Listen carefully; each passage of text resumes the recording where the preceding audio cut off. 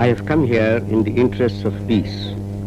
I felt that if the disturbances continued in Calcutta, the whole of India might get in course of time involved in the conflagration.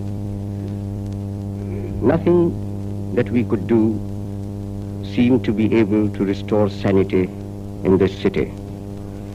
Indeed, I felt that the position was deteriorating rapidly, although there was a crescendo and a diminuendo in the number of incidents.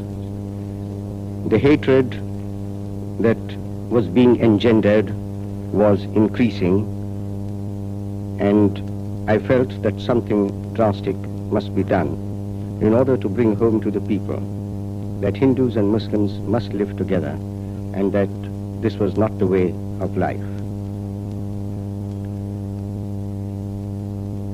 The 15th of August also was approaching, and if nothing was done before that time, it was quite probable that Calcutta would again have been drenched in blood.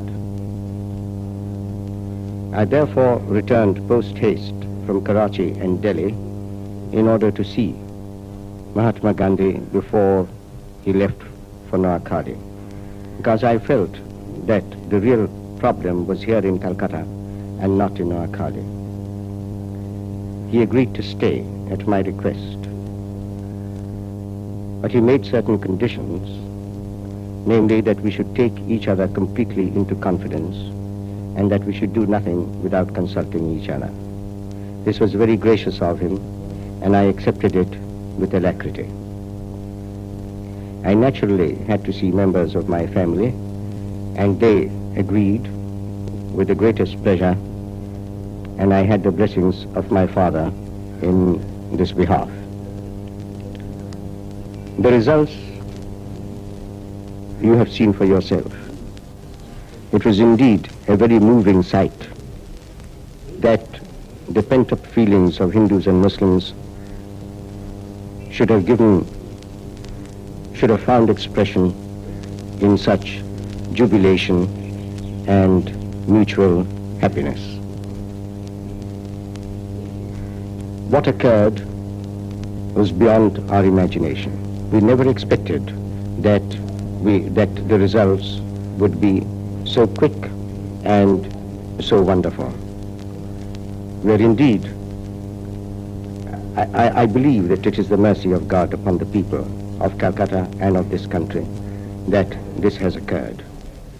And we sincerely hope that the re-establishment of mutual confidence and friendship will be continued.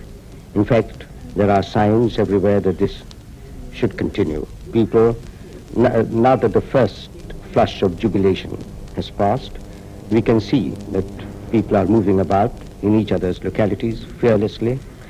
Business has reopened, and there is absolutely no sign of terrorization or want of confidence. And it will indeed be a calamity if we were again to go back to the previous days. But I do not think that there is any chance of doing so, as people have felt that their safety lies in mutual confidence and friendship and not in standing on their dignity or on any wrong notions of superiority or inferiority or conflict.